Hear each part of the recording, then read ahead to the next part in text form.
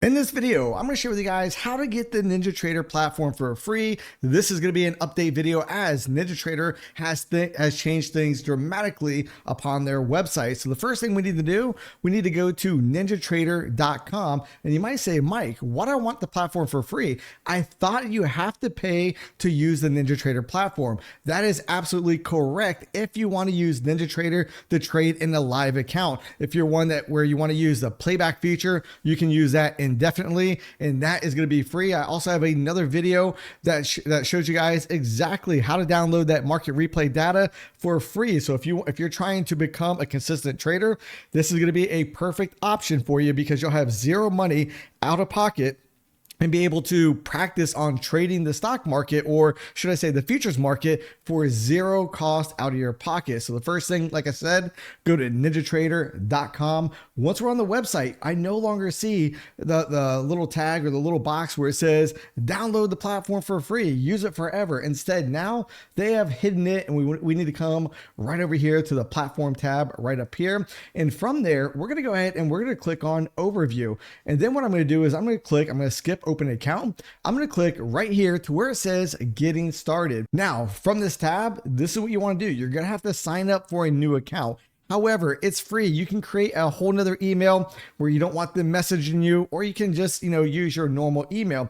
But what you'll do is you'll put your email right here in this box right here, and then go ahead and click sign up. Now, once you do that, you're going to be brought to this message right here where it says confirm your email address. So from that point, you need to go over to your email provider and look for the email right here. You can see where mine essentially says, NinjaTrader, please confirm email. Boop. You click on that, you open up that email, and once you open that email, it's going to have a little red button that says confirm email address. You click on that button and you are all set and ready to go.